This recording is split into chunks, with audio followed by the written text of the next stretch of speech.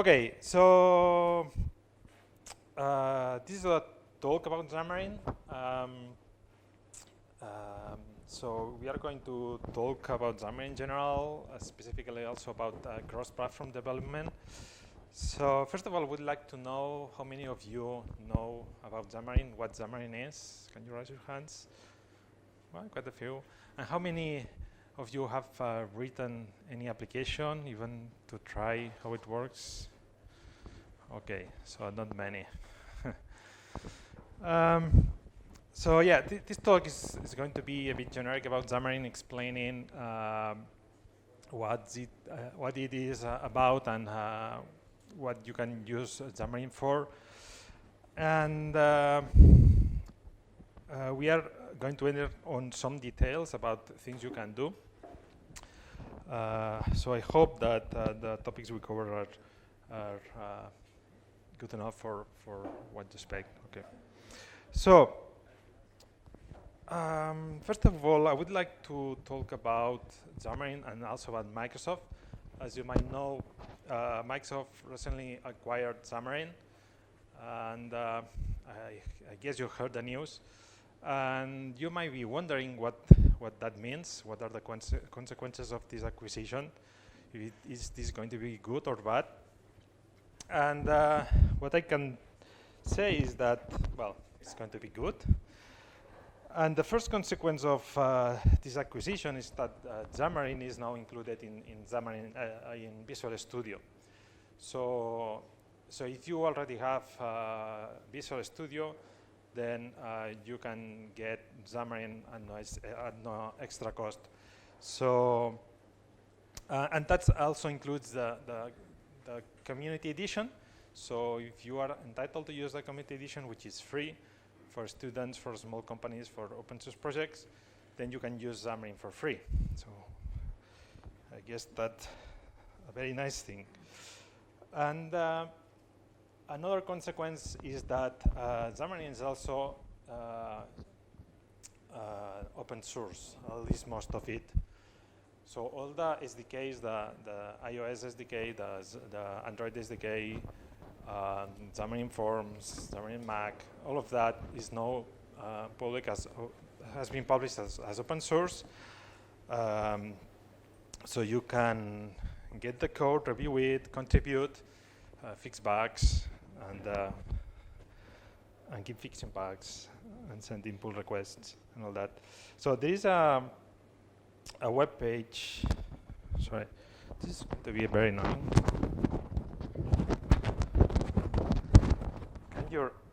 Okay, what about that? So this website, open.xamarin.com, which has links to all the open source SDKs now, so you can check the code there. Okay.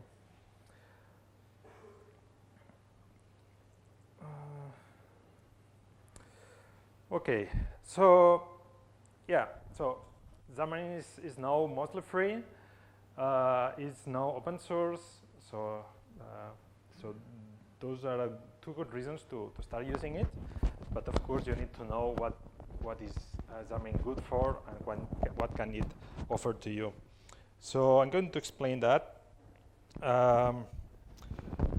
First of all, well, Xamarin offers you the possibility to build mobile applications for iOS and for Android using .NET. Okay, so only for that reason, there are a lot of advantages, since you can leverage all the knowledge you have about .NET, much of the code that you might have already written, libraries, and the tools. You can leverage also tools, development tools for building applications. So basically, it gives you the ability to build mobile applications using a developer environment which is already familiar to you. And one important thing about Xamarin is that it has no limits on what you can develop on each of the platforms that are supported. So this is not a closed framework providing a closed UI API and a closed services API, but it's an open framework which provides full access to the native platform, access to the native UI toolkits, to the operating system services. So you can use any native library. So there's really no limits on what you can do on each platform. And that's very important because that's a key factor to be able to build high quality applications. And high quality applications means that applications are applications which are able to take full advantage of what the operating system offers, which can use the latest UI features and the new APIs that are released on every update on the operating systems, new services, new features of the system. Okay, and so that's an important factor.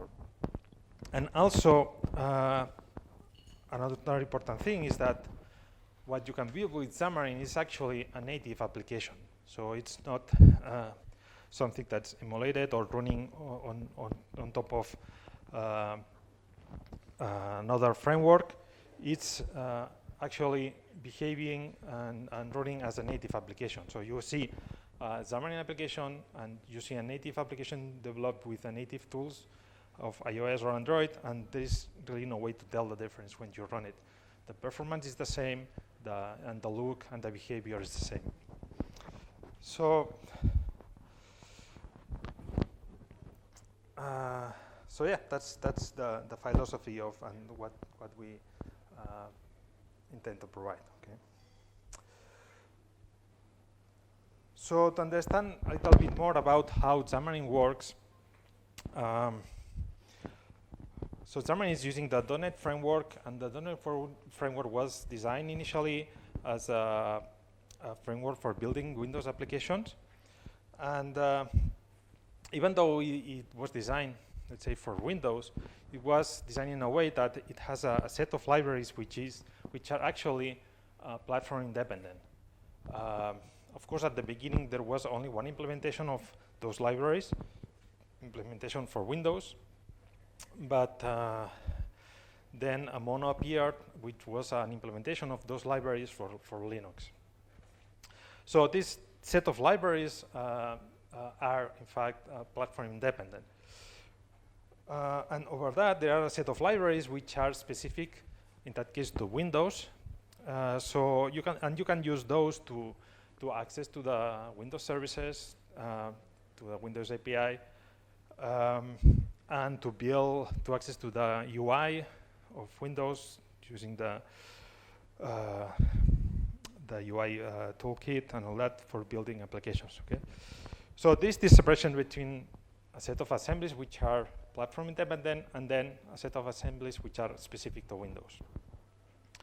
So Xamarin, what it does is, following the same approach, it implements all those common libraries, but it then provides a set of libraries which are specific to, in that case, to iOS. So on Windows, you would have Windows Forms. For example, on iOS, you would have UI Kit for building the UI. And then you have other libraries for accessing other services of the system. And then we do the same with Android. There will be the set of common assemblies and the platform-specific assemblies. Okay? So when you are building applications, what you are going to do is you are going to use both assemblies, both sets of assemblies, and the code which doesn't depend on the platform-specific assemblies is code you can share between platforms, and the code that depends on the platform-specific assemblies will be specific, of course, to the platform. Okay.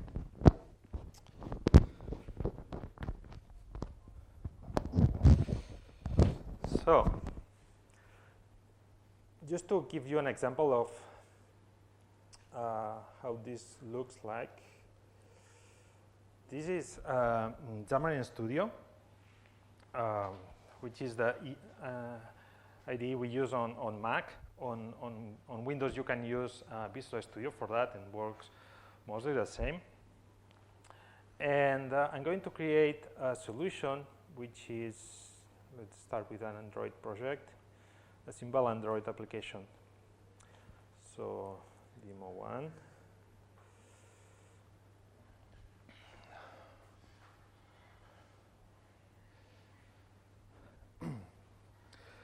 So this is going to look familiar or similar to Visual Studio.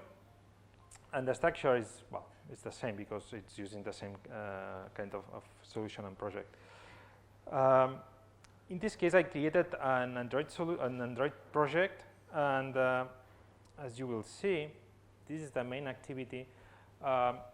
We are using C# here, but the libraries we use, the framework, the namespaces we use is all specific to Android. So we have the Android namespace with all the features you can use, everything, okay? And the way that the UI is constructed is following the same structure that is done when developing with native Java, let's say the native toolkit, the native, development environment. So you work with activities, which is basically the same you would do on Java, and the structure of the application is the same, the files are the same. The structure of resources, there's also a resource, a layout designer you can use to design the applications, the views, activities, and all that. So it works mostly the same, but using the .NET framework and using C#. So if we look at the references, you see that there is all those system core, system XML, which are the .NET framework assemblies, but then there is the Android assembly, which implements the Android API. Okay, we could do the same for iOS.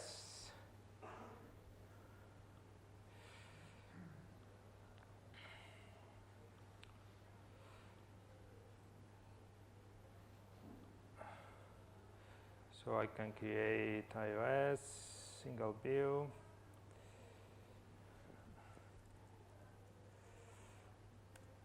And in that case, it is going to use the iOS libraries, the UI kit, and the iOS way of building apps. In any case, even if the way we structure applications is similar to how it works on, I cannot hear, so it's very annoying.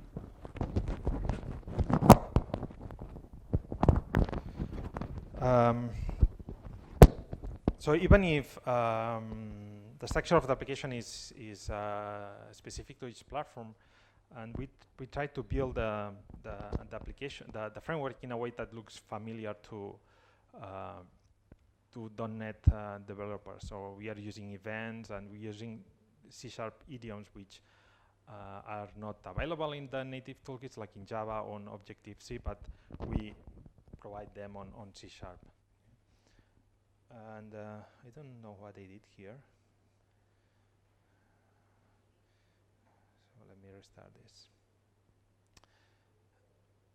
Anyway.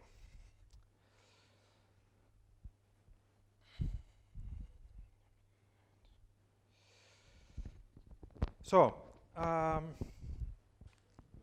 shown that you can build an application using the frameworks, the .NET framework, and using the platform-specific libraries. But of course, what is interesting here is being able to share code between the different applications you build for different platforms. Because it's very nice that you will be able to use, take full advantage of the native APIs using those platform-specific assemblies, but you also want to share as much as possible. So what's the approach for that? So the idea is to build the application following a design that isolates what we would call the application logic, and which can be made independent from the UI and from the operating system services. And so you basically have two layers, this shared logic, and then another layer of UI. Okay. So this shared logic can contain your data layer, your business logic. It can contain controllers and things like that. And let's say the platform specific layer will contain the views and other classes that need to access native services. So how much code are you going to be able to share? It all depends on how well you design your application. There are patterns for doing that, like MVVM or MVC. So the better you apply the pattern and the better you isolate that code, the more code you will be able to share. And there are also frameworks which are already done for implementing those patterns. Okay. But well, if you do it well, you can easily share like 80% of the code. Of course, it depends on the application.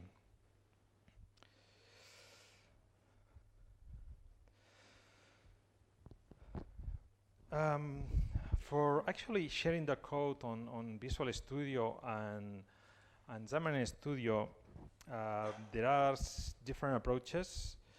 I'm going to explain some of them. We have shared projects, portable class libraries, and also components and nuggets. So I'm going to sit down because I have to type more now. So I hope you can hear me, more or less. Okay. So I'm going to create another project, but in this case,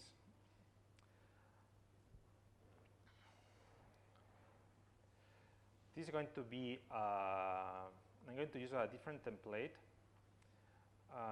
And on the multi-platform section, I'm going to use a template which already creates projects for Android.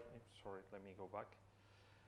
So this template allows you to create a solution which contains projects for Android and iOS. Okay. So, and then it allows you to select between portable class library or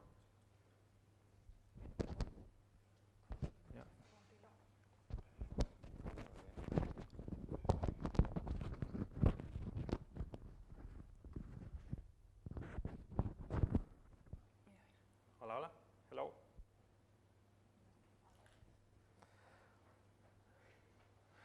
Okay, can you hear me? More or less. So, I will speak louder. I hope that works. And then allows you to choose which kind of, how you want to share the code, either using a portable library or a shared project. Okay. So I'm going to start with a shared project.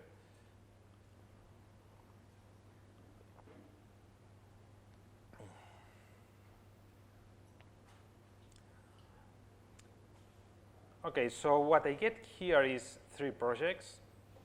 I get this iOS project. I get the Android project. The Android project looks pretty much like the other one. The iOS project using iOS, using UIKit, which is the toolkit for the UI. And then there is this project here, which is the share project, and which contains code which can be used both by the Android and iOS projects. This is actually, so you can reference this project from the Android project. So as you can see, there is a reference from the Android project to the demo project, to the share project, and also from the iOS project to the share project. So you can type here code and do whatever. And this code is going to be used from here, from iOS. You can type demo 3.myclass, whatever, okay? And the same from Android. What's special about this project is that this is not a library, it's a container of files. So it's a way of sharing code, which is a bit special for that reason. So when you add the file here, what you are actually doing is it's like if you were adding that class to both those projects. Okay. So this is not generating any library here. There is no output, no assembly generated. And since the files are actually being shared, so it's sharing at source code level, you can do some nice things, like, for example, maybe you're writing some code and there is a section which is specific to iOS, and you could do, for example, if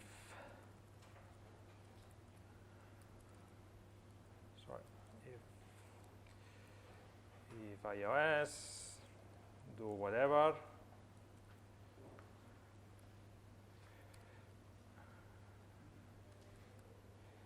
else this is Android. Okay.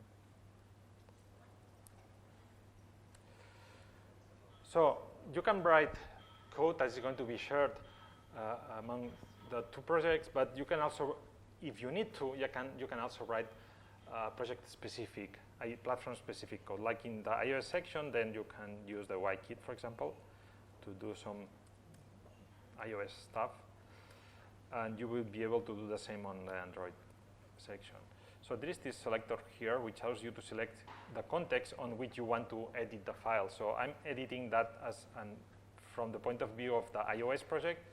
I can do it from the point of view of the Android project, and then I can start typing here the Android using the Android API. Okay. So that's very useful if you are writing an application and writing a class which is mostly shared, but there is some special method which needs to be different between the platforms. So that's an easy way to do that. So the other way of building an application using shared code is using the portable library for demo 4. I'm going to use the portable library. And the structure is mostly the same. I have the two projects, iOS and Android. But now this shared project is actually a library, a portable library, which is an assembly. It's going to generate an assembly. So we are there's been binary sharing of the code. This portable library is going to be configured to have a specific profile. Well, that's hard to see, but and the profile of the library, the portable library, defines which platforms this library will be supported on. Because not all the platforms support all the whole .NET API. There are some platforms which have limitations. For example, on Windows Phone or Windows Store apps, there are some classes, some namespaces which are not supported. So you can choose here which platforms you want to support. The more you choose, the smaller will be the API extent.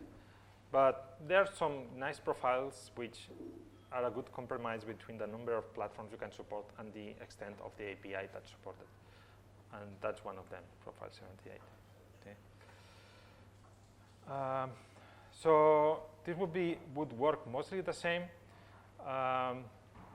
An advantage of using a portable library is that you can use, for example, nuggets. You can create a shared portable library using, let's say, JSON.NET, for example, so that the portable library is going to maybe implement some access to some service, and this same API, this same service will be available on Android and iOS because it's implemented in the share in the portable library.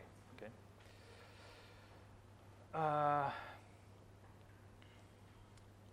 So that's another way of reusing code. You can use nuggets to share code as well, both on iOS and Android, but also very interesting to use nuggets on portable libraries because that's where you are supposed to write most of the code. Okay. Okay, so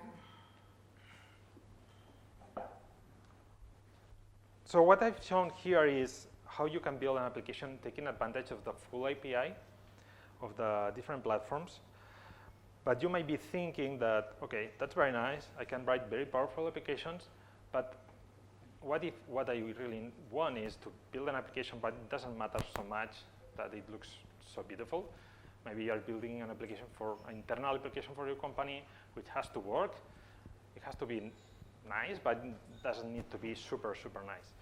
And you might be thinking, okay, but even if I can share a lot of code, I still have to write quite a lot of platform-specific code for the UI, but also for the services and all that. So don't worry about that. We have you covered, because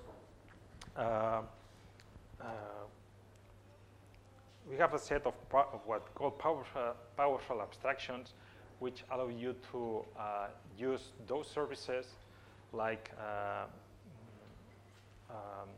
operating system services or UI, using an abstraction which hides the platform-specific code.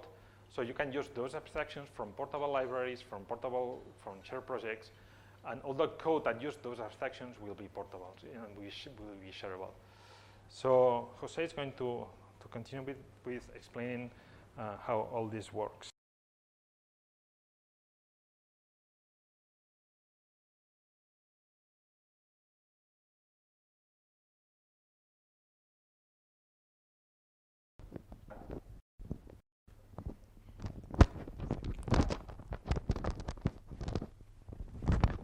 So which abstractions is Luis talking about?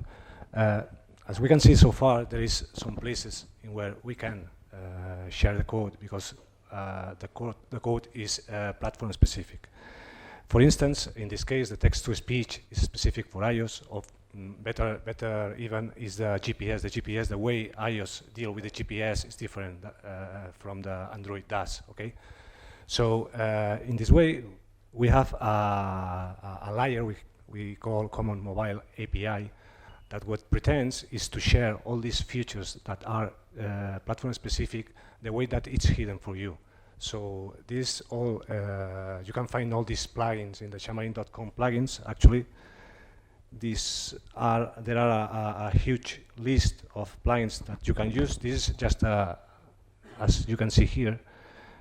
You can see the code, you can collaborate, you can create your own plugin, and even you can use the plugin directly by adding it as a reference as a nugget package. Okay, but we can even go one step forward. Let me see. That's it. What we have seen so far is the classical approach. The classical approach means that your UI is going to be specific for each platform. Okay. If we want to share even more code, we can use the Xamarin Forms. The idea of Xamarin Forms is that by using XAML, we can create a common controls so that you can not need to know the specifications of each platforms, but just use the controls that Xamarin Forms provides in this way. Okay, so with this approach, let's say that there are two approaches: the classical approach and the Xamarin Forms approach. It's not about which one is better; it's about which one you need. If your application is going to be a kind of content management with tables app, then Xamarin Forms is your approach. Sorry. If, on the other hand, you need to take advantage of the UI using a custom controls and so on, then you have to use the classical approach. With this approach, you even can share the 100% of the code between the iOS, Android, even the Windows Phone. Okay. We also have a 2D graphics library that is called Skia. If you guys are familiar with Google Chrome is using this library, and we have ported this library to C# using the Skia sharp bindings. And on the other hand, we can also use the 3D graphics engine that is also available for C#. And all these platforms are still under development, okay? But Xamarin is not only C#, it's not only framework or ITI. Xamarin is always also tools.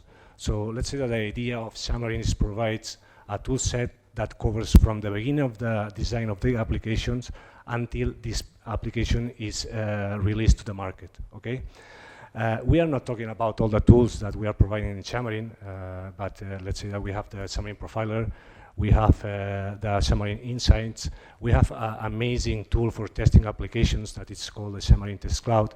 But I would like to show you guys a couple one tool that it's called Xamarin Inspector, and how can we use the Xamarin Inspector by using the workbooks. Basically, the Xamarin Inspector is a REPL app in where we can, we don't need to open a Xamarin Studio, Visual Studio. We are going to see a demo in a few, but basically we can create an application or test code snippets using the Xamarin Inspector. Vale? It's powered by Roslins. And we are going to show you guys in a few. We can also can create applications for Android, for iOS, for Mac, for Windows. It's for both platforms, for Mac and for Windows. Okay. The idea of the inspectors beyond of the inspect what is happening in our application is to create workbooks. The workbooks is a kind of tool that help us out to create or to test code snippets. Okay, let's see an example. It's 1 second.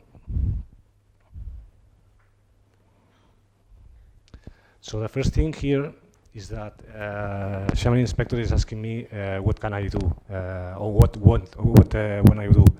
If I want to create an iOS application, Android, we can create, for instance, an iOS application, and basically this is a REPL tool. So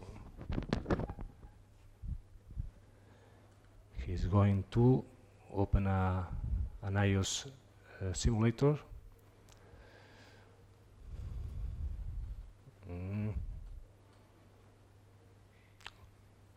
Well, okay, let me show you the cool example that I have here about Urho, how to use Urho. Okay, this is a workbook. As you can see, we can write markdown information, so that, for instance, if we want to write a specification or just to show how a part of the code would look like, we can use the markdown, as you can see over here, and we can execute this code.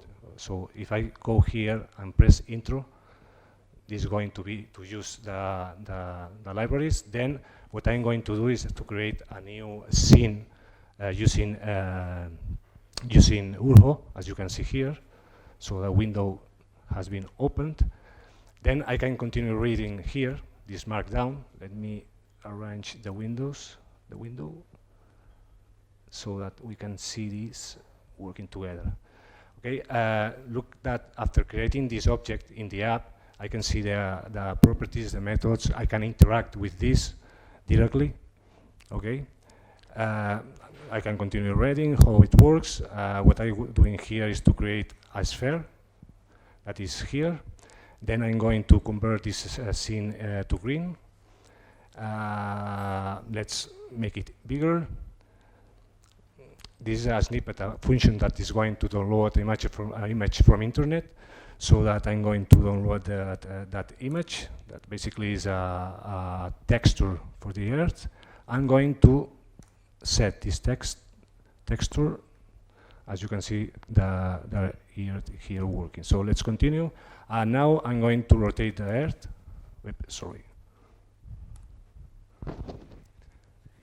Let's continue. Now I'm going to create the moon. Here we are. And now I'm going to make it work around the Earth. And let's set the moon's texture, as you can see here below. Here we are. And then we are going to create the sky image texture on the behind. And finally, I want to move the camera. I want to interact with the camera. So I'm going to click here, and as you can see, here we are, okay? And the most interesting thing is that for each code snippet that I execute, I can interact with it. I can see the properties, I can see what is going on there, and so on. This was very, very interesting. And this is an example of Urho, but we can also make an example of iOS. We can run our iOS applications and interact directly with the application, how a table would look like if I change the color, etc. Okay. And finally, I want to show you guys an example. We are not here to move you guys out of the web and go to mobile.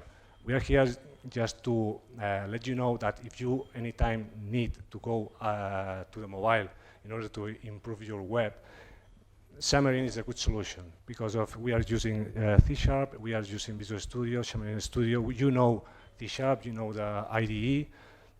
You only have to spend time trying to understand the platform you want to develop, to target to. Okay, and there is a very interesting sample and very easy that show you how to embed using iOS or Android. I'm going to use iOS, how to embed a web browser, and then you can see how your web page is going to look like inside an iOS or whatever. You can interact with it. You can execute JavaScript. Let me see if it starts. Here we are. So we can, for instance, open a web browser here. We can execute local content that is an HTML, sorry, that is here. It should be here. Content, yeah, home here. What else? I can navigate. I can see how it looks like, and I can even interact with Google, for instance, and connect. And see how it looks like. And the interesting thing here, even you can run JavaScript here. So the interesting thing here is that you can download the code, you can see the code, and you can start playing with Xamarin using Xamarin for mobile cross applications. So this could be a good point to start to. Okay, and that's all I have. So we are going to leave in about an hour. We are going to be around here. If you guys have any questions, please let us know. If not, you can catch us outside and let's talk about any tab or whatever you need. Nothing else here. Yes, some questions? Yeah, of course. Since Microsoft bought Xamarin, right? What are they going to do about the component store? Windows has their own store, right, for their apps. About, sorry? So the question is about now that Microsoft acquired Xamarin, what's going to happen with the component store?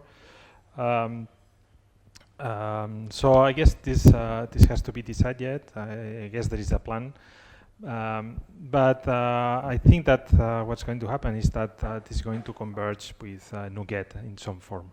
I don't know the details, and I don't know if it is going to happen, but that's my point of view.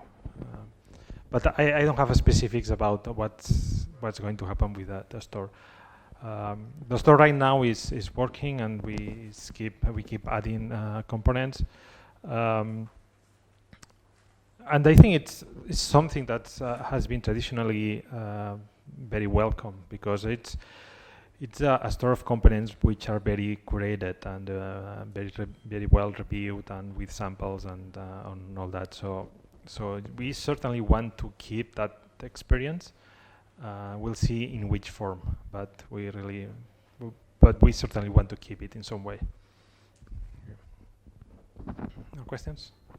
You just added a web browser component to the application there. What layout engine in JavaScript engine do you use? So the question is about which layout engine was used in this example. So we didn't use really any layout engine. So this example was just showing how to embed a web browser inside an application. Um, so so it's just an example of showing how you can interact with a web browser to, let's say, easily build an application which is based on JavaScript or on web pages. But so I think that it was just showing the web browser and then showing whatever was being downloaded in the browser, right? Yeah. Okay.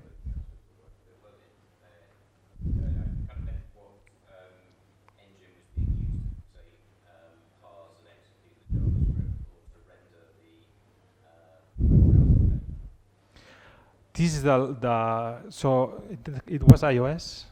So iOS has a web view, which is based on WebKit. So whatever, but it depends on the platform.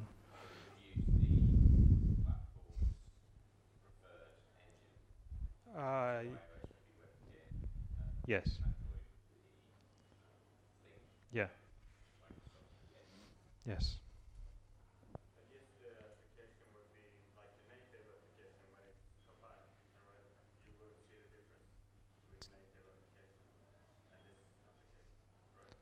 Sorry, can you repeat?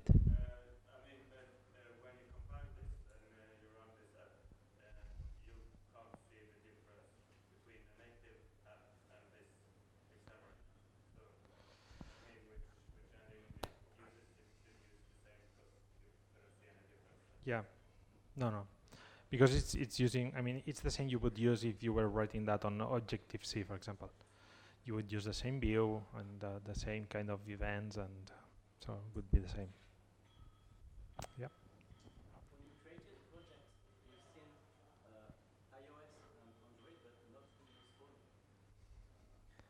Yeah. Yeah. The question is, I didn't create the Windows Phone project, and that's because I'm on a Mac, and the Mac doesn't support Windows Phone. Um, so on Windows, you can do that, and then you would have 3 projects. Sorry, 4 projects. 3 for the platforms and 1 for the shared library. Okay. More questions? Yeah.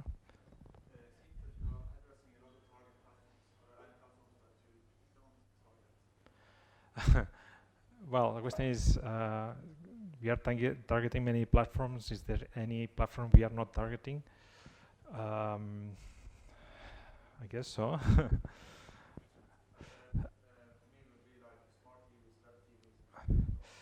Yeah. So we are supporting, for example, in the case of Android, Android TV projects. So everything which is related to Android, or so we support that. We support Android TV. We support Android Wear. And what else is there? Yeah. Then on Apple, we support Apple TV, Apple Watch, and so every platform that's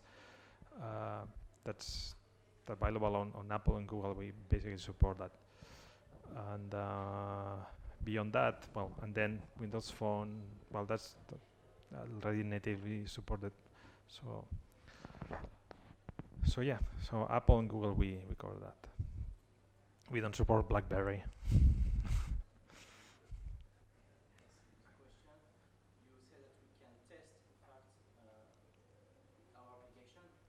Mm-hmm.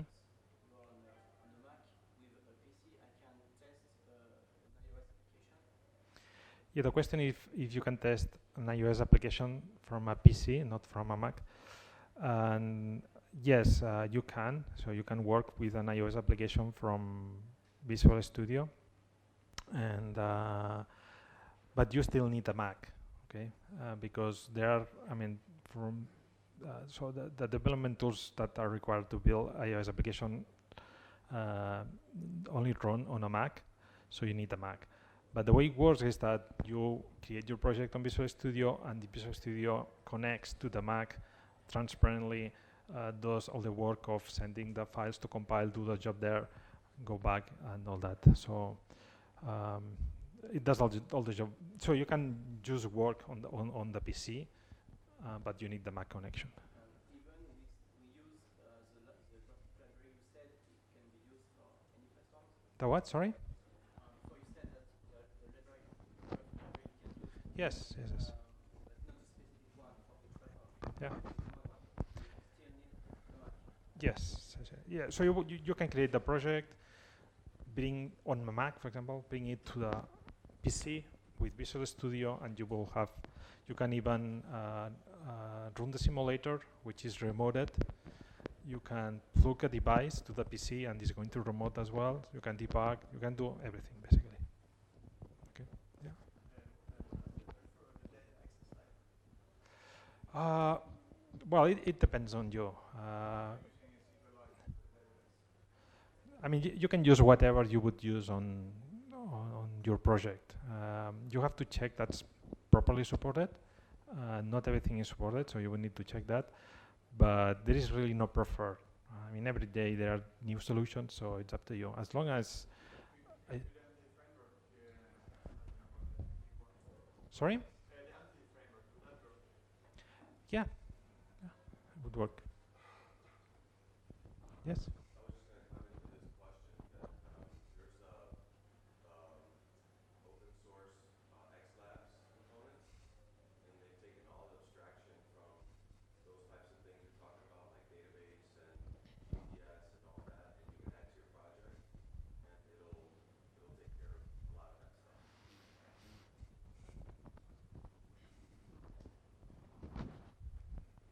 More questions? Yeah. Use the .NET platform libraries this one because .NET Core has been released 2 weeks before, right? Last 2 weeks. Mhm. Where we can develop .NET platform libraries. So can we use those libraries here? Because the main goal of .NET platform was so you can use many .NET platform, right? So full .NET framework or .NET Core or Windows Phone. So will it be Xamarin will be part of .NET platform as well in the future? Or can we use this .NET platform libraries? Not sure what you mean by .NET platform here. So you can use. So Xamarin is based on Mono, which is an implementation of the .NET framework, which runs on basically Unix-based systems, and it implements most of the frameworks of .NET, most of the libraries of the .NET framework. So you can use most of that. Yeah. Now there is the .NET Core effort, which is a different thing, which is not supported right now by Mono and by Xamarin. Okay, which is so it's like a new version of the framework, which is not yet supported. Okay.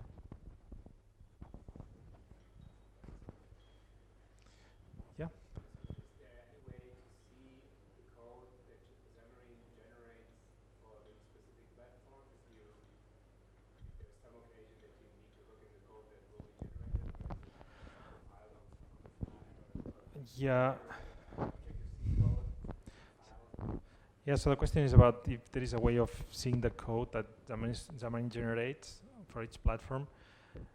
And the answer is that there is really no way because there is no code generated. So it works differently on iOS and Android. On iOS, iOS doesn't allow running just-in-time compilers on iOS. So what we do is to compile the whole application as a binary.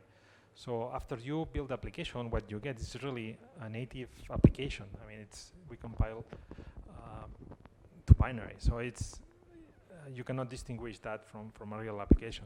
Okay, and on Android, Android does support just-in-time compilers, so we do that, and so we ship the assemblies, and then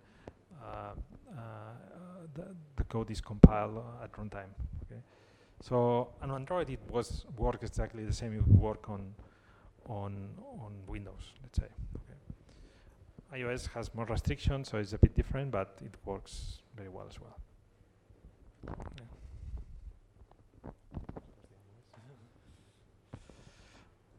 I don't know what time is it.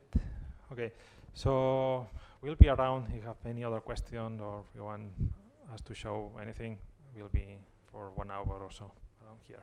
Okay, thank you.